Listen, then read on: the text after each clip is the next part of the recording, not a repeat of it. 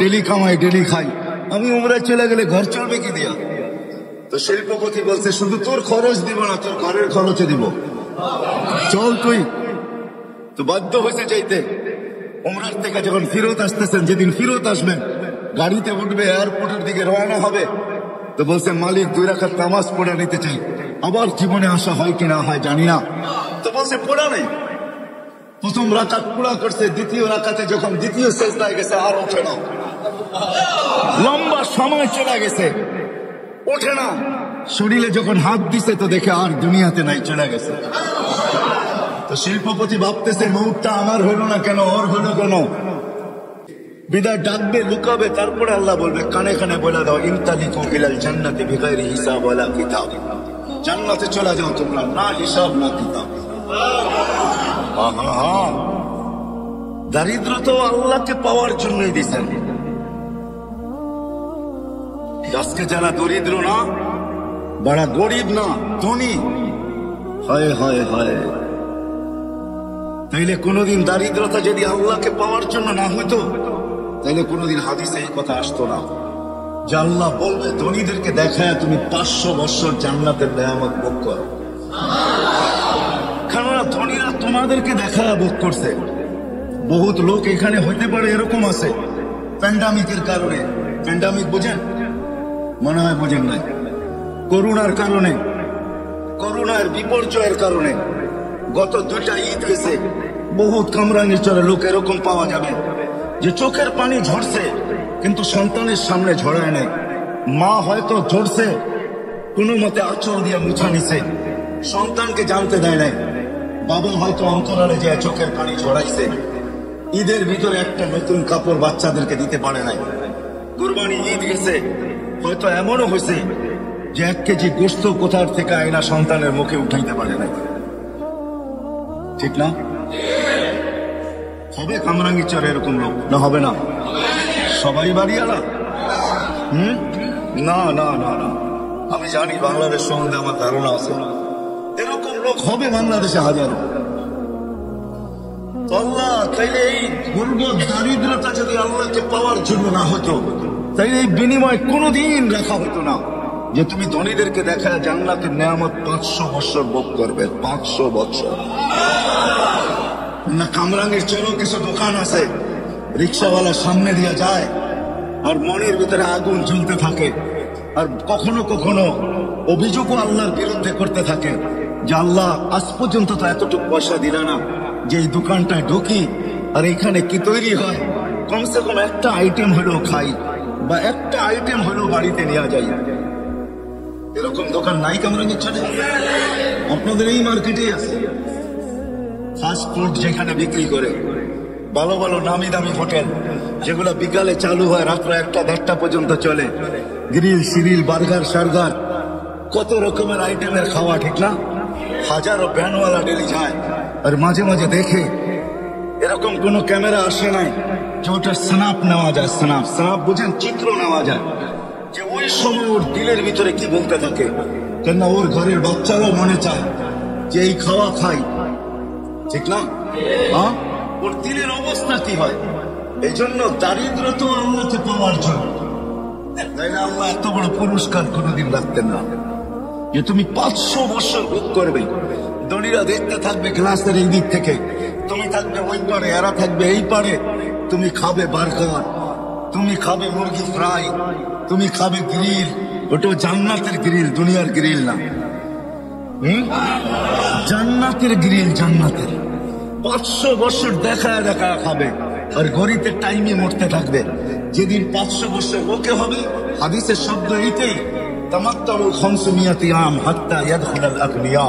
আল্লাহ বললে 500 বছর পুরা করো, তারপরে তোমাকে ধনীদেরকে জান্নাতে যেতে দেবে, এর আগে দেবে না। দারিদ্র তো আল্লাহ দিয়েছেন আল্লাহকে পাওয়ার জন্য, যৌবনও দিয়েছেন আল্লাহকে পাওয়ার জন্য। জীবনের এক একটা মুহূর্ত যেটা পাইতেছি, সকাল থেকে যে বিকাল পর্যন্ত পাইলাম, এটাও দিছিলেন আল্লাহকে পাওয়ার জন্য। যদি এটা না হইতো, তাহলে সূর্য উঠার সময় এই কথা কোনোদিন বলতো না, আনা ইয়াউমুন জাদীদ, আমি নতুন দিন, আলা আমালিকা শাহীদ।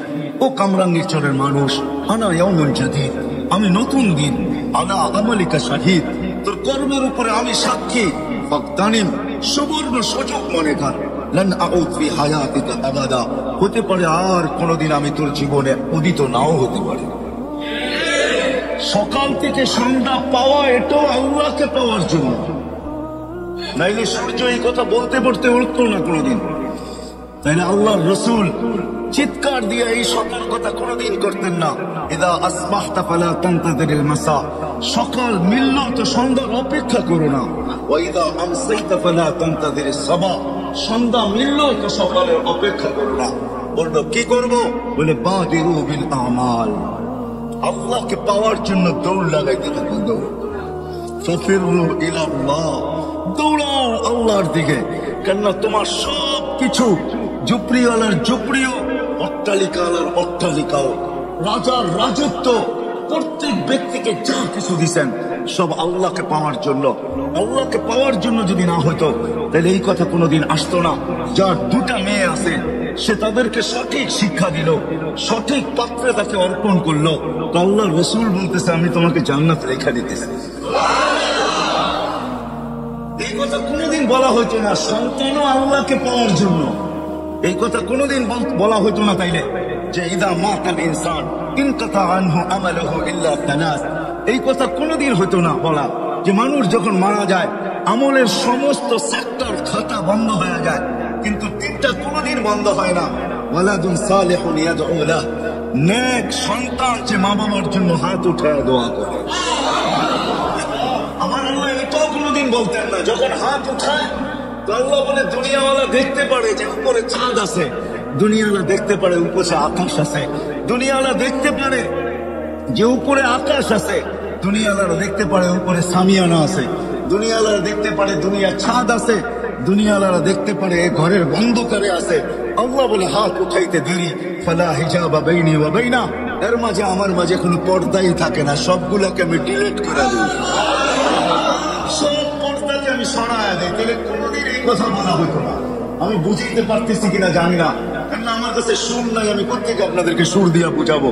আমি কিন্তু কাটা কাটাই বুঝাইতে চেষ্টা করতেছি। আমাদের যার কাছে যা আছে সব কিছুর উদ্দেশ্য হলো আল্লাহকে পাওয়া। আমি দু চারটা উদাহরণ দেখাইলাম। ধনীর ধন আল্লাহকে পাওয়ার জন্য, আল্লাহ যাকে ধন দিছেন আল্লাহকে পাওয়ার জন্য দিছেন। আপনার কতটুকু ধনের মালিক এটা যদি না হইতো তাহলে আব্দুর রহমান ইবনে আউফ কোনদিন বলতেন না এই কথা। যাকে আল্লাহ ধন দিছিলেন কতটুকু, যেদিন দুনিয়ার থেকে বিদায় নেন ওই দিন ওনার ক্যাশ টাকা কত, কয় টাকা হয়? 47 বাঙ্গারি গুলো বললাম না, আরো বাঙ্গারি আছে। 47 লক্ষ কোটি টাকা ক্যাশ ছিল, ক্যাশ। আপনাদের এবার ন্যাশনাল বাজেট হয়েছে 6 লক্ষ কোটি টাকা, ওনার কাছে ছিল 47 লক্ষ কোটি টাকা। ওনাকে জিজ্ঞাসা করছে এত দান কেন? বলছে আল্লাহ পাওয়ার জন্য দিছে, লিল্লাহি ওয়ালি রাসূলিহি ওয়ালিল মুমিনিন, আল্লাহ পাওয়ার জন্য দিছে, আল্লাহ পাওয়ার জন্য।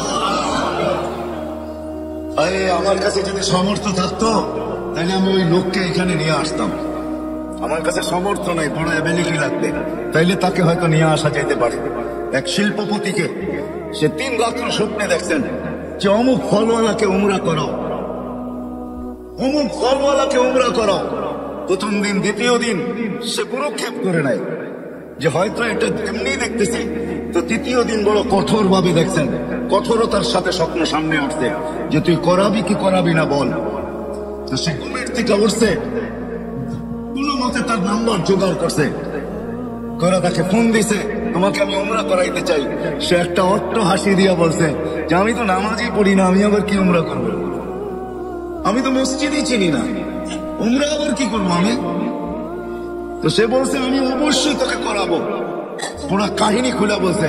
তো সে বলছে ডেলি কামাই ডেলি খাই, আমি উমরায় চলে গেলে ঘর চলবে কি দিয়া। তো শিল্পপতি বলছে শুধু তোর খরচ দিব না, তোর ঘরের খরচে দিব, চল তুই। তো বাধ্য হয়েছে যাইতে। উমরার থেকে যখন ফিরত আসতেছেন, যেদিন ফিরত আসবেন গাড়িতে উঠবে, এয়ারপোর্টের দিকে রওনা হবে, তো বলছে মালিক 2 রাকাত নামাজ পড়ে নিতে চাই। আবার জীবনে আসা হয় কি না হয় জানি না। তো বলছে পড়া নেই।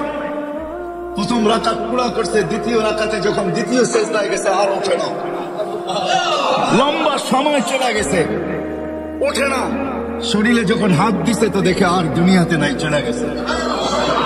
তো শিল্পপতি ভাবতেছে মৌতটা আমার হলো না কেন, ওর হলো কেন। দাফন কাফন করে চলে আসছে, বাড়িতে জিজ্ঞাসা করছে কি কাজ করতো, এর আমল কি ছিল। এত জামাজি পড়তো না, মসজিদে চিনতো না, আবার আমল কিসের। বলছে এরকম মৌত হলো তো হলো কি করে, কোন সূত্র অবশ্যই থাকবে। বলে সূত্র একটাই আছে, হয়তো হতে পারে। বলে সেই সূত্র কি। বলে ফল বেচা যখন বিকালে বাজার করা ফিরতো, তো আমাদের প্রতিবেশী এক বিধবা আছে, কিছু এতিম বাচ্চা সাচ্চা নিয়া ঘরের জন্য যা আনতো তাই কিনা নিয়ে আসতো এদের জন্য। বাহিরে রাইখা আওয়াজ দিত, বোন বাজার বাহিরে রেখে গেছে, ভিতরে নিয়ে যাস। বলে এই আমলটাই ছিল। তো শিল্পপতি বলতেছে হ্যাঁ, এই আমলের কারণেই তার এই মৌত। সত্য এটাই। আমার কথা যদিও আমি বুঝাইতে পারতেছি না, সত্য এটাই। যাকে যা দিচ্ছেন। তো ওই ধনী ব্যক্তি এখনো বেঁচে আছে। সে বলে ঠিক আছে, তোমাদের দায়িত্ব আমি নিলাম যতদিন বেঁচে থাকবো, আর এই বিধবার বা দায়িত্ব আমি নিলাম যতদিন পর্যন্ত বেঁচে থাকবো। তোমরা শুধু আমার জন্য এতটুকু দোয়া করো যে আমারও যেন মৌত এর মতোই হয়, যে মৌত আমি সচক্ষে এর দেখলাম। ধনীকেও ধন দিচ্ছেন আল্লাহকে পাওয়ার জন্য, না বাড়িওয়ালাকেও বাড়ি দিছে আল্লাহ পাওয়ার জন্য, সুন্দরী কেউ সৌন্দর্য দিচ্ছেন আল্লাহ পাওয়ার জন্য, যুবতীকেও যৌবন দিচ্ছেন আল্লাহ পাওয়ার জন্য, দারিদ্রকেও দারিদ্রতা দিচ্ছেন আল্লাহ পাওয়ার জন্য, রাজাকে রাজত্ব দিচ্ছেন আল্লাহ পাওয়ার জন্য। আল্লাহ যদি এটা না হইতো, আল্লাহ পাওয়ার জন্য যদি না হইতো, তাহলে এই কাহিনী কোনোদিন কিতাবে আসতেন না।